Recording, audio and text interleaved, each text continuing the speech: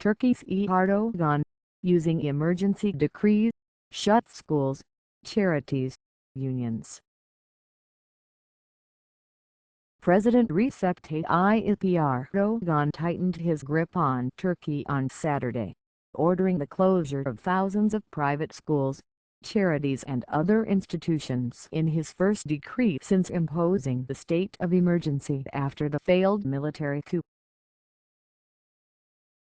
The restructuring of Turkey's once untouchable military also drew closer, with a planned meeting between Erdogan and the already purged top brass brought forward by several days. The schools and other institutions are suspected by Turkish authorities of having links to US Based Muslim preacher Fethullah Gulen, who has many followers in Turkey. Erdogan has accused Gulen of orchestrating the July 15 coup attempt in which at least 246 people were killed. Gulen denies the accusation. His nephew, Muhammed Set Gulen, was detained in the northeastern Turkish city of Erzurum and will be brought to the capital Ankara for questioning, the Anadolu state news agency reported. Among possible charges that could be brought against him is membership of a terrorist organization, the agency said. It is the first time the relative of Gulen has been reported detained since the failed coup. We in Turkey are passing through an extraordinary time, Turkey's ambassador to Canada, Selçuk Funnel, told CBC's Carol McNeil. This terrorist gang that was in the army tried to arrange a coup, which failed, and during this coup attempt, so many people died, he said. It's still a serious situation, he added. The government is trying to contain the threat this terrorist gang is posing to Turkey.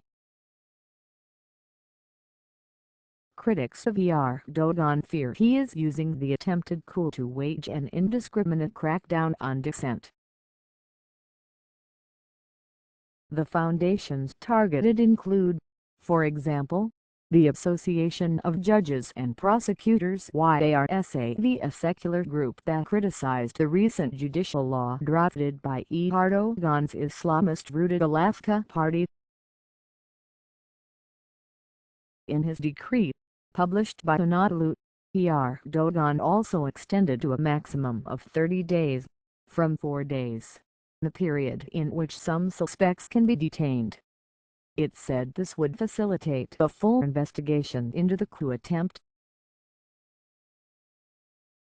Erdogan, who narrowly escaped capture and possible death during the July 15 coup attempt, told Reuters in an interview on Thursday he would restructure the armed forces and bring in fresh blood.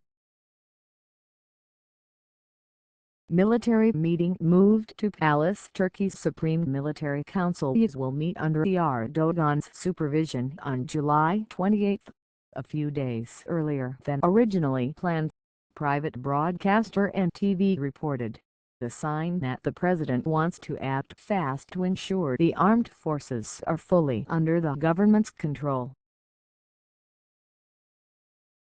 Reinforcing that message, the YES meeting, which usually takes place every August, will be held this time in the presidential palace, not, as is customary, at the headquarters of the military general staff. Erdogan, the popular but polarizing figure who has dominated Turkish politics since 2003, declared the state of emergency late on Wednesday, saying it would enable authorities to swiftly and effectively root out supporters of the coup.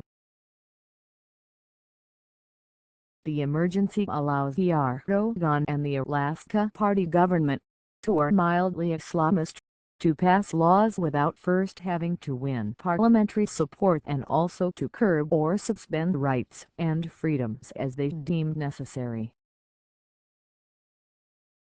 Turkish authorities have already launched a series of mass purges of the armed forces, police, judiciary and education system, targeting followers of Gulen, who operates an extensive network of schools and charitable foundations. The first decree signed by Erdogan authorized the closure of 1,043 private schools, 1,229 charities and foundations, 19 trade unions, 15 universities and 35 medical institutions over suspected links to the Gulen movement, the Anadolu agency said. Erdogan urges more rallies. Parliament must still approve the decree but requires only a simple majority, which the ruling Alaska party founded by Erdogan and in power in Turkey since 2002 commands. In an address to lawmakers late on Friday, Erdogan vowed to bring to justice supporters of the Gulenist terrorist movement, and he urged Turks to continue attending rallies in major cities in support of democracy and against the coup plotters. More rallies were planned over the weekend in many towns and cities. In Istanbul, Turkey's commercial capital, authorities have allowed people to travel for free on the metro system so they can more easily attend the rallies. Video screens on trains show pictures of citizens, or martyrs, killed in the violence. No need for evidence for extradition of cleric. On Friday evening, Erdogan held his first meeting since the coup with the head of the National Intelligence Agency, Hakan Fidan, after complaining of significant intelligence shortcomings ahead of the coup attempt. Despite media speculation, however, he did not sack Fidan.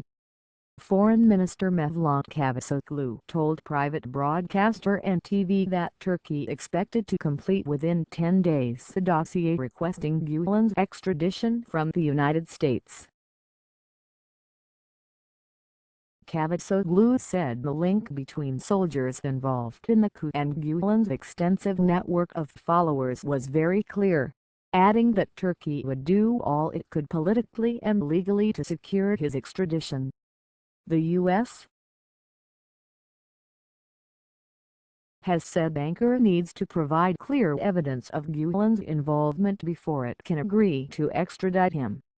Lawyers say the process could take many years. Funnel, the Turkish ambassador, disagreed. After such a bloody coup, there's no need for any kind of evidence, Funnel told CBC. When pressed to clarify, he said many of those behind the coup have announced that they were working for this movement, referring to Gulen's organization.